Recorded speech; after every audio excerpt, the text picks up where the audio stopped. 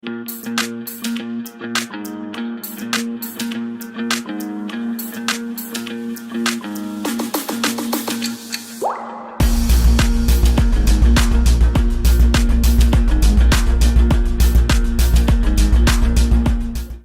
welcome Ibu Suzanne Sarah dari Love Bonito.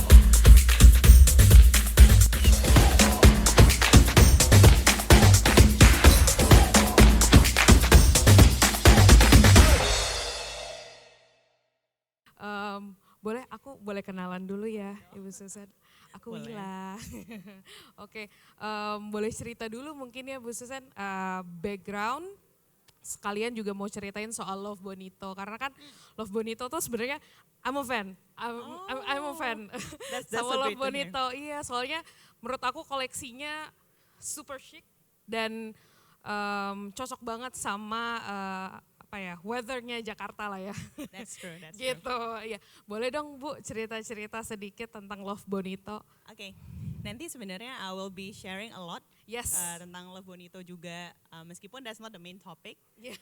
Tapi kayak kalau tentang saya sendiri, Yes. so I'm the country head of Love Bonito. Oh. And sekarang itu Love Bonito sendiri is a fashion company, by the way, kalau ada yang belum tahu. It's a womenswear company. And sekarang kita tuh udah present di 7 countries, so we are a global brand. Global brand, for example, like your Zara, your Mango. Yes. But tapi bedanya apa gitu? Kita mulainya di Asia gitu, which is different, right? Yeah. Kalau yang di others mungkin from the Western world Yes, gitu. true. Jadi nanti I will be sharing a lot about that. But saya sendiri udah kerja di Love Bonito for 3 years. And uniquely, my background, even though I'm a country head now, so managing the end-to-end business, my background was a fashion designer. Oh, wow. Jadi of course it's still like a fashion company, Yes. right? But it's different when it comes to strategy, business management and all. Yeah. So I would say I grow with Love Bonito. I learned a lot. So I started my career actually as a designer in a luxury brand. Yeah. And then one day I pivoted, mungkin in the next session later on we can talk about that. But basically in Love Bonito itself, I go through several positions. So I kept on being challenged every year. I started as a retail and operations manager, and at that time was during COVID. Oh. So my key responsibility is how to make sure we stay profitable during the lockdowns. Yes. So that was like a great challenge. Yeah, it's a great challenge. Exactly. Even for even retail. online companies, Yeah. yes. Yes. Betul. And then I think the second year I was challenged to be the brand marketing manager, which I really enjoyed the most. I think just because it's more natural for me as well. And lastly, is actually pretty new, this role, starting this year becoming the country head. So yeah. Wow, Actually, thank you for the great Thank background ya untuk Ibu Suzanne. Oke, sudah ada, silahkan Ibu. Okay. So yes, let's start. Thank you. So yes, once again, I'm Suzanne, and I'm the country head of Love Bonito Indonesia.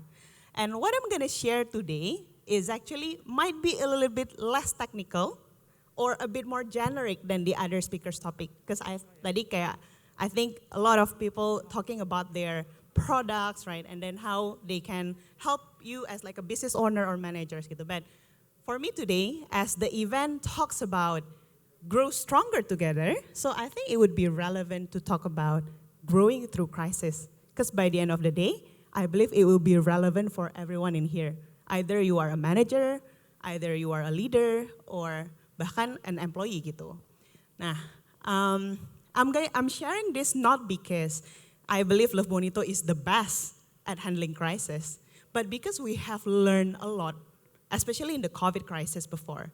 So I think it would be helpful or maybe relevant for all of us in here. So I hope you can take away some meaningful points from what I'm sharing. Okay, I know some of you might know Love Bonito, some might not. Let me introduce you to our brand. So Love Bonito actually first launched in 2010 in Singapore. And that is when we noticed there is no relevant fashion brand for Asian women. 12 years later, today, we've become the go-to brand for Asian women, and we encourage our customer to discover, embrace, and actually be comfortable with who they are. And we are so lucky to be backed by notable investors, such as Primavera, such as Open Space. We actually closed our $50 million investment last year. And today we are present in 7 countries, Indonesia, Malaysia, Singapore, Hong Kong, Taiwan, Japan, in the US even now, and we ship to the rest of the world. And our mission is to empower the everyday Asian women and inspire self-confidence. And how is that mission translated into the business model? First, we are laser focused on the Asian female segment. And second, we are always accessible, so we are trying to be present as much as possible. And we are always democratized. And third, our products are for all moments and life stages. Artinya itu, kita juga carry for maternity, we carry for kids, we carry for bridesmaids, gitu ya. And then fourth, beyond our products, kita tuh sangat longing atau selalu rindu untuk build such an authentic and organic community. Even today, we have our social pillar called LB Create. And lastly, we are enabled and supercharged by data science. So we are different from the other fashion company. And how about our products? Mungkin kalau cowok-cowok mungkin kurang familiar ya with our products gitu kan. So we exist for the modern everyday Asian women. But what does that mean, right? Modern everyday means our customers, they have multi-roles. They are active, they're mobile, they need practical clothing. So we aspire to support that for them. For example, we always try to have pockets in every product that we have, including on the most elegant dresses.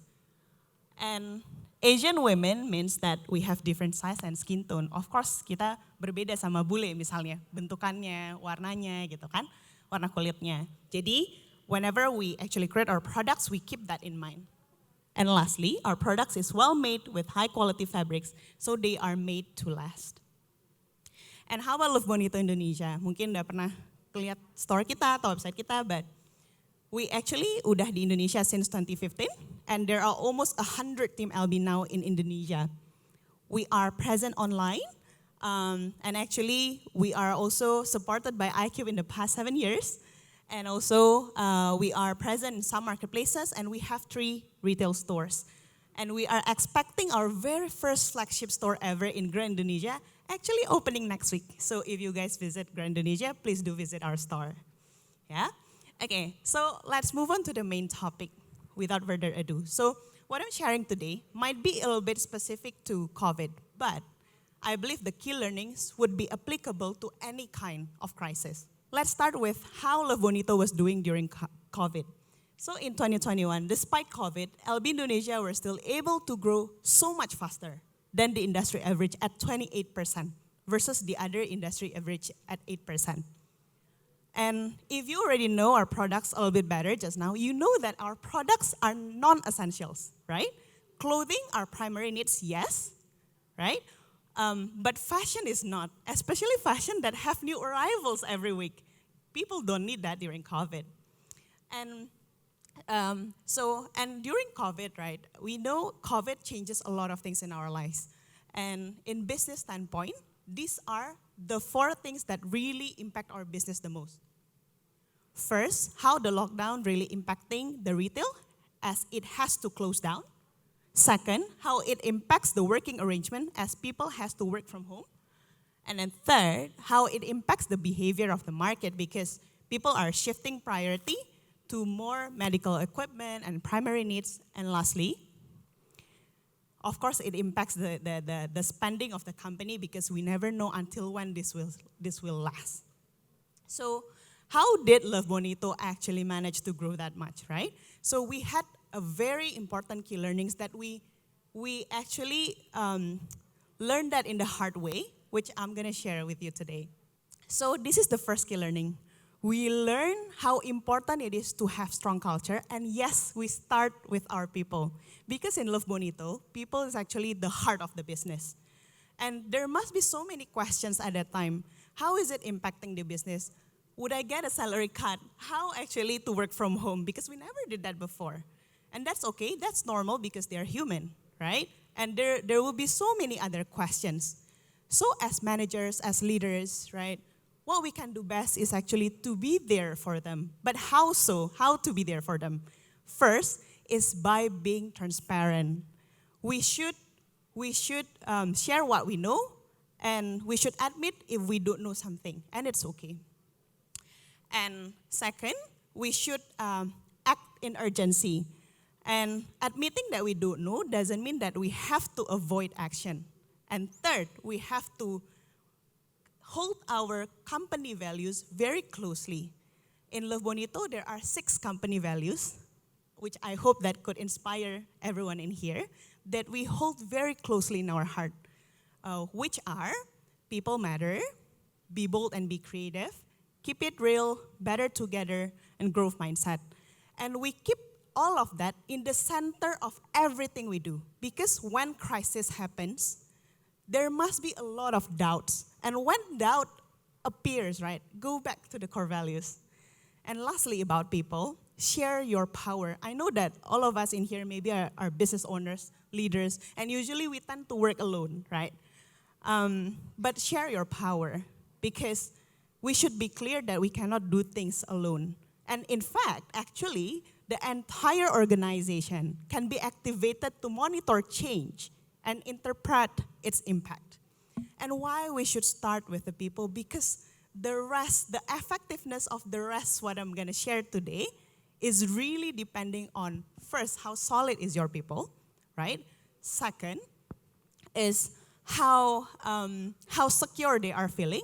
And lastly, how strong they are as a team. Second key learnings is how we learn the importance of having agile mindset.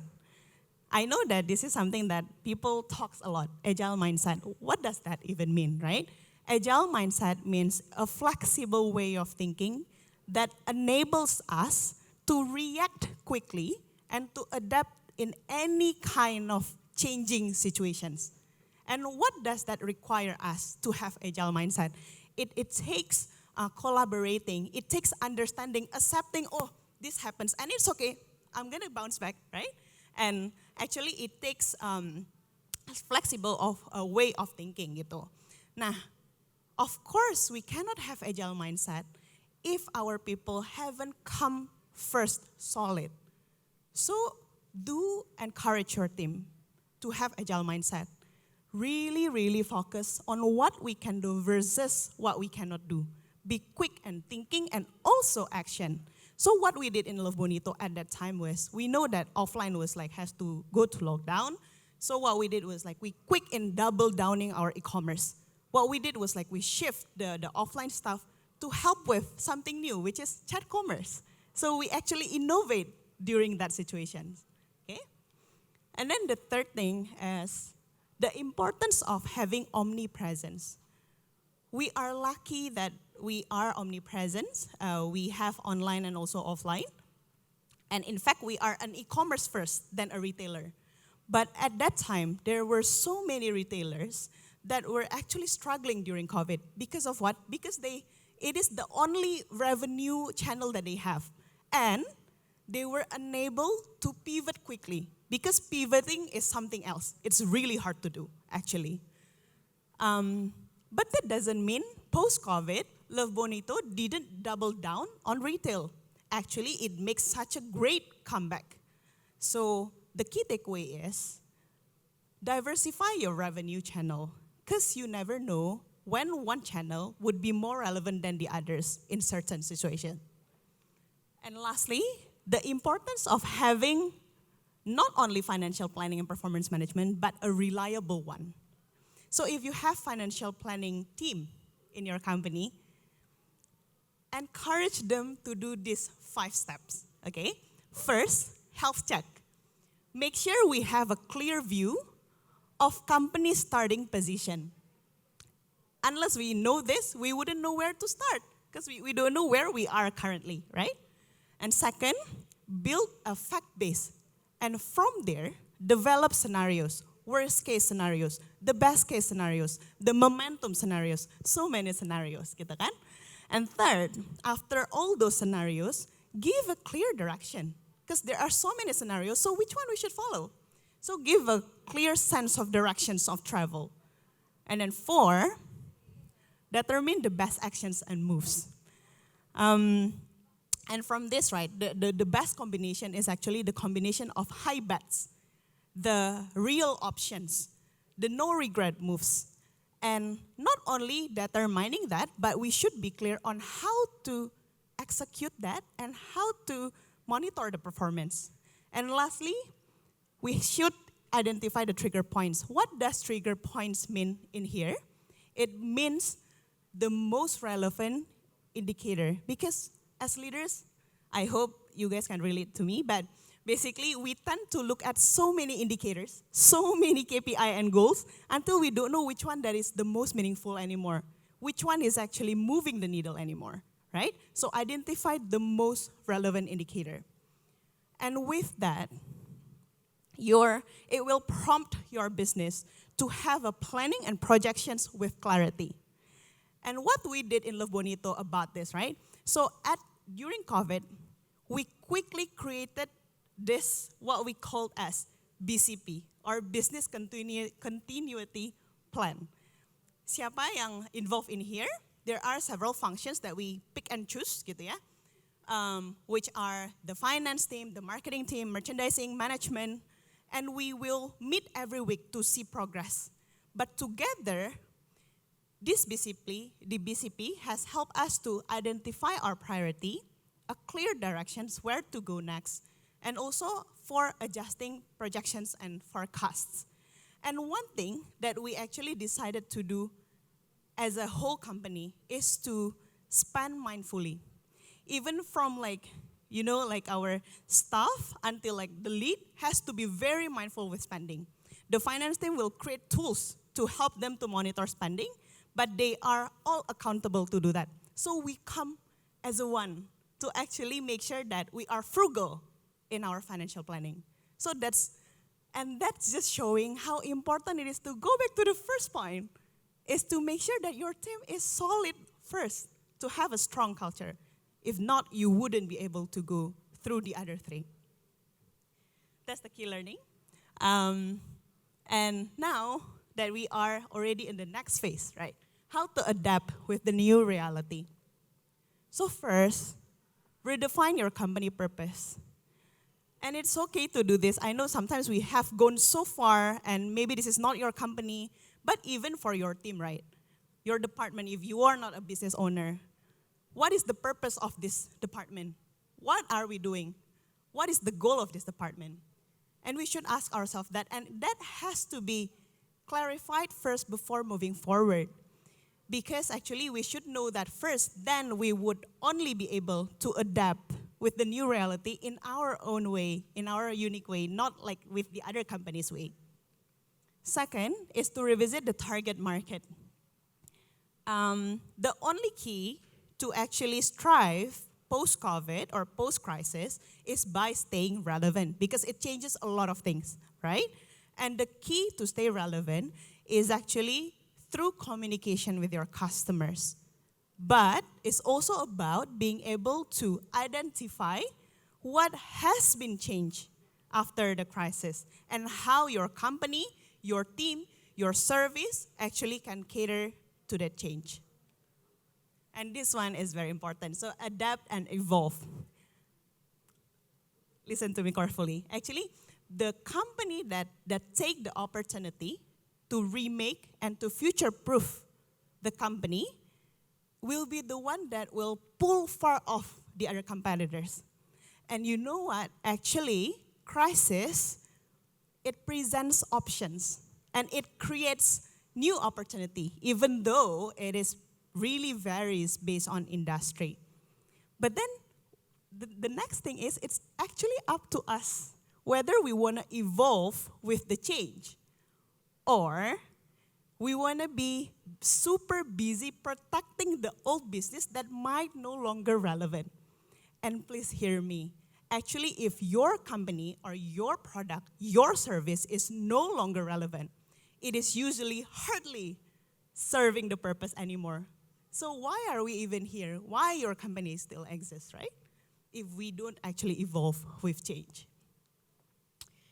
Lastly, of course, build strong crisis-proof foundation. Even though we are no longer in the crisis period, building your solid team is the most important thing to future-proof your company, because we never know when crisis happens.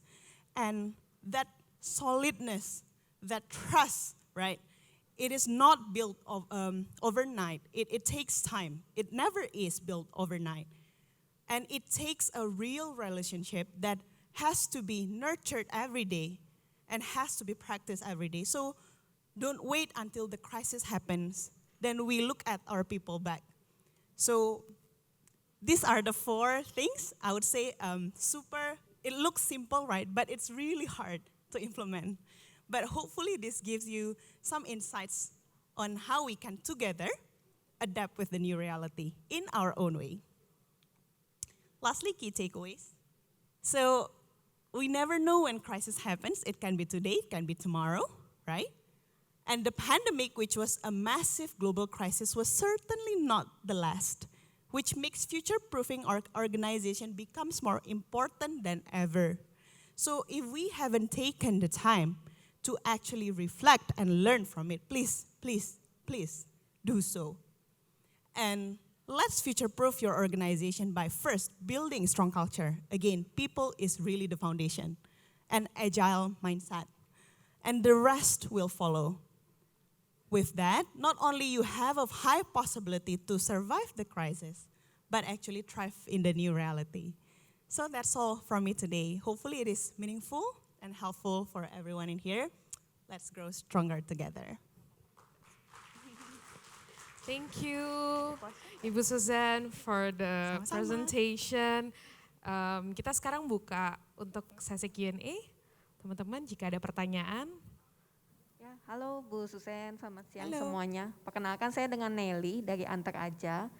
Nah mungkin kan tadi kurang ke teknikal ya Bu Suzanne. Tapi mungkin penasaran juga, karena kan tadi sempat di-share how can Love Bonito grow 28% compared to the other only 8%. Nah mungkin boleh di-share Kak Bu Suzanne, itu apa aja sih yang dilakukan Love Bonito di saat itu sampai bahkan bisa ada outstanding growth seperti itu. Yes. Thank you. Oh, thank you so much. Yes. I think first thing first, I think we did a lot of conversation with the team gitu ya. I think of course karena we feel like if there are like action plans to do, if we don't go back to our people and make sure that they want to do it together, it would be hard gitu. Jadi definitely that's the first thing that we do. And second thing, of course tadi yang the financial projections. Jadi tim kita menyatu, we really look at the opportunity, we really do some projections. Oh ini akan mungkin selesai dalam 6 bulan ya. Oh tapi kayaknya enggak deh, mungkin setahun or like 2 tahun. And then we work around that. Jadi kayak kita pakai skenario yang mana dulu nih yang sekarang. Tapi kita harus firm gitu kayak oke, kita pakai skenario ini ya, semua solid ya, let's do it together gitu. Nah, dengan hal itu kita juga langsung strategize. Oke, dan kita have this channel. Yang mana mau duluan nih dikerjakan gitu. Jadi, I think the one thing tadi I mentioned is how we are double downing on online channel. Because of course, retail tutup gitu. Jadi gimana gitu kan? So, we look at the online channel and what is, for example, the opportunity for that. Jadi, we have, like we sell on our own website, right, at that time. But then I think the one thing yang mungkin orang kan pasti nggak convince untuk beli ya at that time gitu, karena mereka kayak nyisihkan uang untuk hal-hal yang lebih prioritas gitu. Jadi mungkin mereka need an extra push or extra convincing for them to buy gitu. So we think that it would be important to have chat commerce. So we actually have our chat commerce team to send out catalogs. Tapi bukan in a way in this very hard selling. Jadi more towards, hey, how are you? Hope you are okay with the situations. And we have this new arrival. So it received differently from like our customers, right? Karena memang saat itu mungkin that kind of like small mental support that is needed from the customers. And that's okay. So we did that very, very quickly.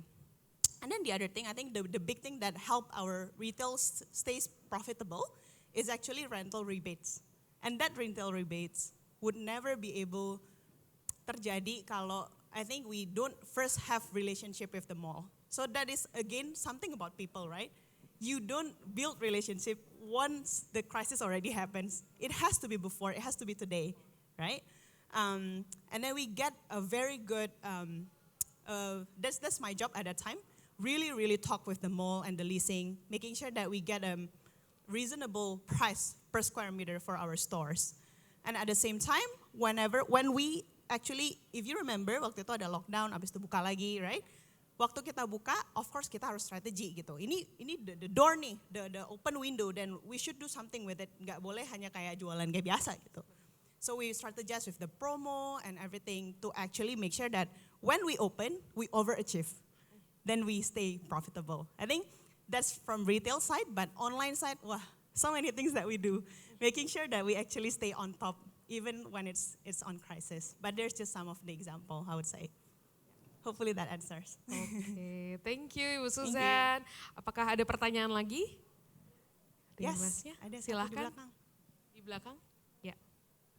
Hi, Suzanne. Thank you for Hi. the presentation. Julie from Zendit. hi. First of all, I'm a big fan of Love Bonito as a That's consumer. so great to hear. Also a loyal customer, both online and offline. Thank you really for the briefing on the culture. And I was also quite impressed by how strong the female founders and the female leaders in your company. So a big fan altogether. So great to hear. Quick question on online business. Yeah. I think lots of the fashion brand sell like accessories and clothing online. They are always a byproduct of return and a refund. If I buy something online, I might buy the wrong size, I might like it on the side, I don't like it after trying. So how do you deal with all those, refund or return challenges that usually come with e-commerce? Okay, sorry, can I clarify the questions? How do we deal with returns and refund, or specifically on the charges for that? Return refund in general. In general, yeah? Yeah, All right, yeah. Thank you so much for the question. Sure. Well, I guess that's something that we have to accept as a fashion company. There must be returns and refund. I think, personally, I believe that service is important because that will build trust, right? People will be more convinced to buy if they get the option to refund if they don't actually like it. So we are not afraid of that, first thing first, right? And I think even we try to make it easy for them. I know this is sounds too good from the company standpoint, but we actually do try to make our refund process is very, very easy for our customers. But of course, on how to balance out that, right, from the company standpoint, we always try to track first our data, how many returns that has been done or has been going on like every month. And we have some certain of benchmark that shows, oh, this is acceptable, oh, this is not acceptable. But another thing is we actually look at the reason why people refund our products. And we look at which one that is acceptable. For example, if it doesn't suit them, then there's nothing that we can do. But we focus on the things that we can do. For example, they say, the fabric is not good. Definitely we will give feedback for our HQ. And then also like the tailoring or things like that. Or even if someone asks, even though we don't have the service for now, but our customer asks, hey, can you please help to cut the length of the trouser? We will accept that actually. So we are not afraid of that, first thing first, but we track that. We make sure that the things that we can try to provide, we will try to provide, or the things that is a good feedback for us, we will definitely try to improve, but we wouldn't focus on the things that we cannot control. So yeah, I hope that this is a very short amount of time, but maybe we can chat again later as well. Okay, Alright. thank you. Thank you so much. Ibu Suzanne, you may...